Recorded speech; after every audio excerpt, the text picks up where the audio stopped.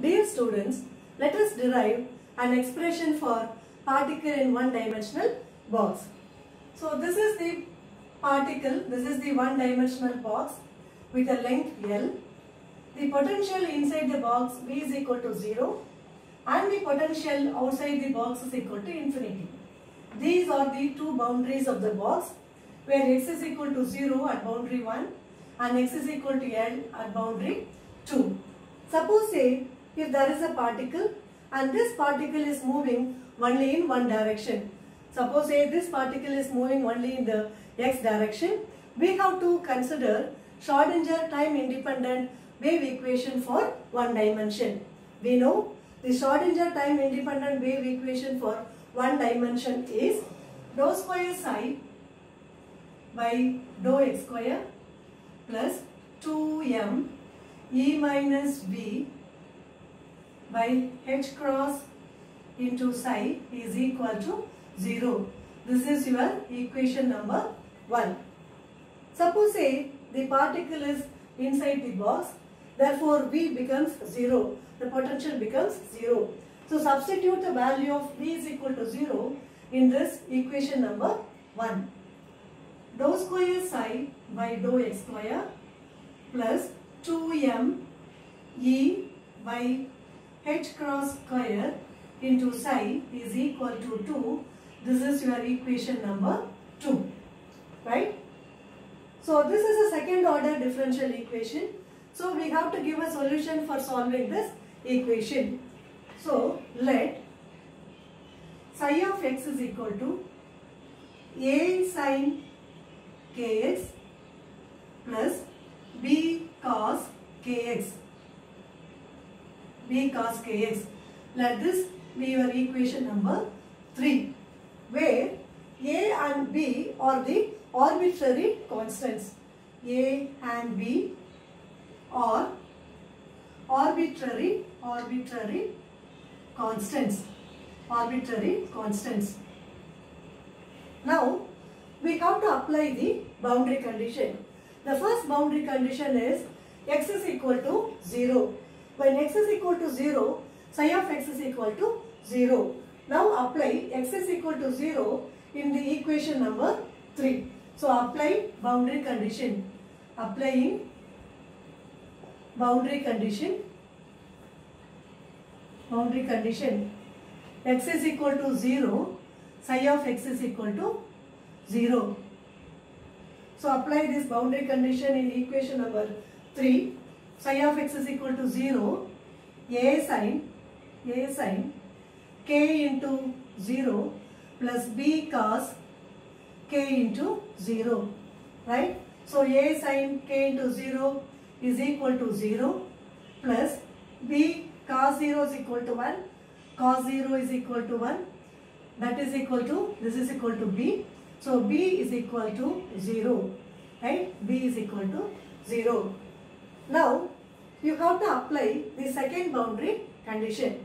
The second boundary condition is applying second boundary condition. So what is the second boundary condition? X is equal to L. At psi of x is equal to 0 and b is equal to 0. Now apply second boundary condition in this equation. Right? So this equation 3 becomes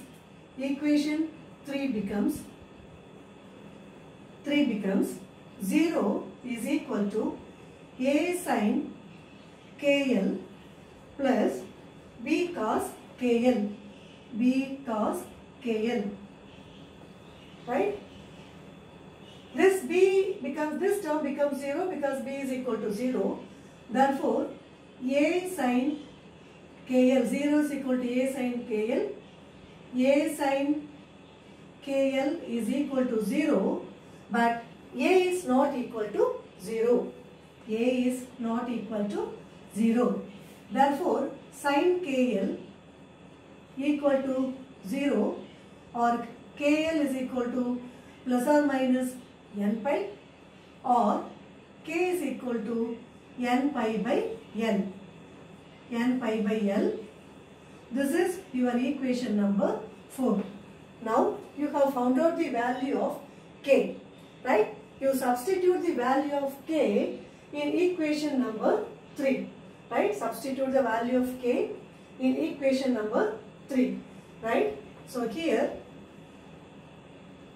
psi of x is equal to a sin value of k n pi by L into x, right, plus b cos n pi by L into x, right. So this terms becomes 0 because b is equal to 0.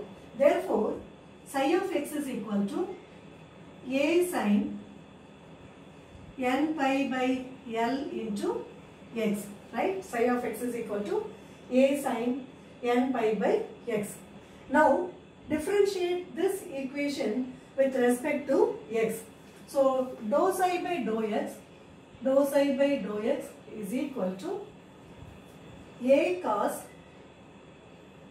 n pi by L into x into n pi by L, right. So first differentiation.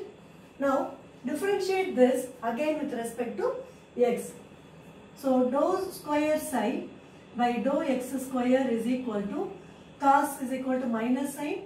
So a sin n pi by L into x into n pi by L into n pi by L. So that is equal to n square pi square by L square minus n square pi square by L square into a sin n pi by L into x, right. So dou square psi by dou x square is equal to minus n square pi square L square by L square into a sin n pi by x. But this term a sin n pi by L is equal to psi of x. Therefore dou square psi by dou x square is equal to minus n square pi square by L square into psi, right. Now dou square psi by dou x square plus n square pi square by L square into psi is equal to 0, and this is your equation number 6, right. Now you compare equation number 6 with equation number 2. So see what is there in 2 and equation number 6. Equation number 2 we have dou square psi by dou x square plus 2me by h cross into psi is equal to 0, and in 6 also we get dou square psi by dou x square plus n square pi square L by L square into psi is equal to 0. Now comparing equation 6 with equation 2, right. So what we get, 2me by h cross square is equal to n square pi square by L square, n square pi square by L square. Now we have to find the value of energy, the expression for energy, right. So you just reshuffle this equation. E is equal to n square pi square by L square into h cross square by 2m, right. We know h cross is equal to h by 2 pi, or h cross square is equal to h square by 4 pi square. Therefore this equation becomes n square pi square by L square into h square by 4 pi square into m, 4 pi square into m. This pi square and this pi square gets cancelled. Therefore n square h square by 8m L square. This is your value of energy. This is your value of energy, where n is equal to order, h is equal to Planck's constant, m is equal to mass of the electron, L is equal to length of the potential well. So we have derived the expression for the electron. Now the potential well will develop different discrete energy levels. Say these are the energy levels produced in the potential well.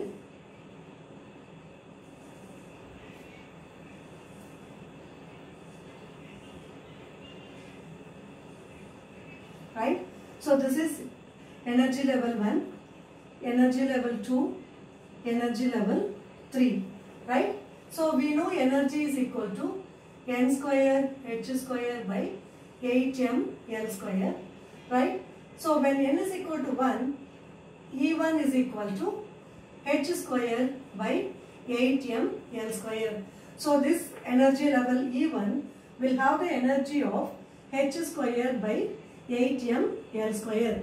Right? When n is equal to 2, then energy level E2 becomes 4h square by 8m L square. So the value of energy corresponding to this second energy level is 4h square by 8m L square. Right?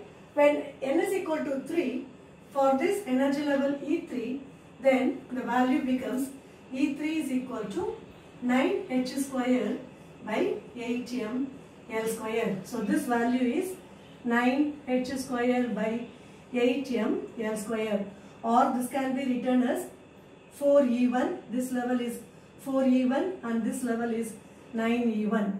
That is, the energy level 2 is 4 times that of the energy level 1, and the energy level 3 is 9 times that of the energy level 1.